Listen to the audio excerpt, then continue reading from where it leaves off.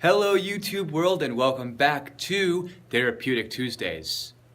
I am Movement Mike Niemchak, and today I want to talk to you about wrist mobility, wrist flexibility.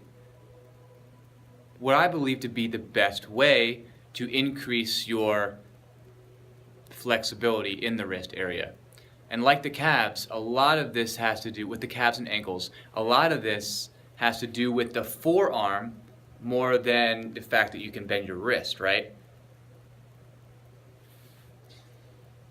So, with that being said, let's get right into it. All right, so you want to be on all fours.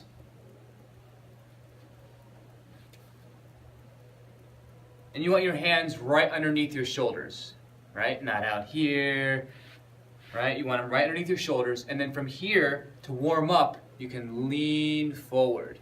Let me show you what this looks like from this angle here. See, my knees are underneath my hips, hands underneath my shoulders, and I'm just gonna lean my body forward, right? Trying to keep the entire hand flat, fingers spread wide into the floor. And you really want to try and focus on pressing in here into the floor, so you don't have so much pressure on the heel of your hand. Right? So pressing the whole hand on the floor, especially in between the index and thumb, right? And really leaning into it, trying to create a back of the forearm stretch.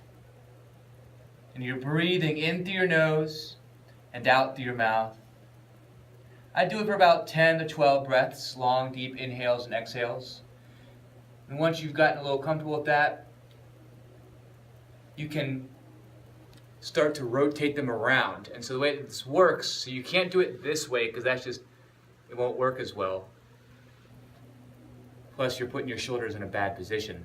I would do it like this. I turn my hands, I guess my wrists go inward, right? So you may, and if this is your first time doing this, you may only get to like here, which is fine. But the goal is to try to get yourself all the way around, right? Because this is the ultimate stretch. I mean, you're getting from in here all the way into here. I feel it mostly further down in the wrists. And it should be a good stretch feeling. It's not going to be comfortable. And so you need to kind of find your stretching edge and what works for you. So I'll just show you from this angle so you can see a difference here. Again, the fingers are spread wide. If it's too much, then just take it in a little bit, right? If you can't get it all the way like that, then bring it in and take it to your own personal edge. Find where it's a good enough stretch that you can breathe in through your nose and out through your mouth and breathe into that space. Kind of like painting that mental picture, breathing in to the tight tissues in the wrist or wherever you're stretching. But in this particular, we're working on the wrist and the forearm. Breathing into that space. As you breathe in, send that oxygen, mentally picture you sending oxygen into that tight area that needs help. Exhale and release. Imagine that muscles just opening up and lengthening, right? Once you've completed that, you can go through a few more. Those are the two really big ones that I found to be the most beneficial. You can do a couple of other ones by flipping them on the other side if you really have issues with your wrist flexibility. And that's more for, I guess, tennis players that are always doing like a backhand, right?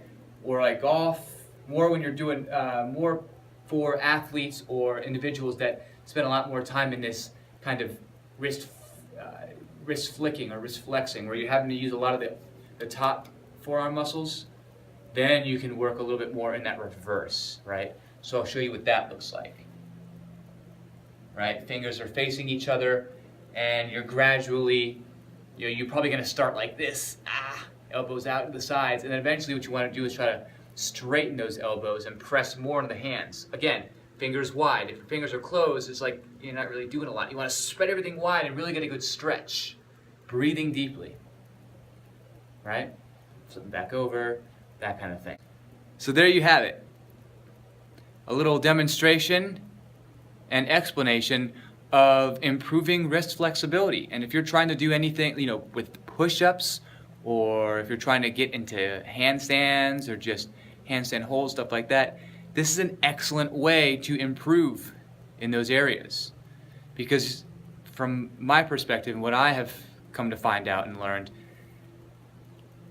you're really doing yourself a disservice trying to become stronger and more powerful if you're super limited in your range of motion, if you're not properly flexible for the strength and performance that you're looking for.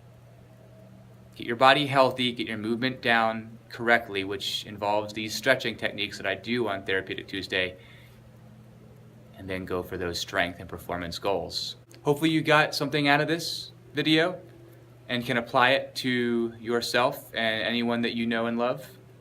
Please pass it along. Send the link. Check out my different social media platforms below and the website down below. Would love to see you comment and ask questions. So until next time, keep going and keep growing. Peace.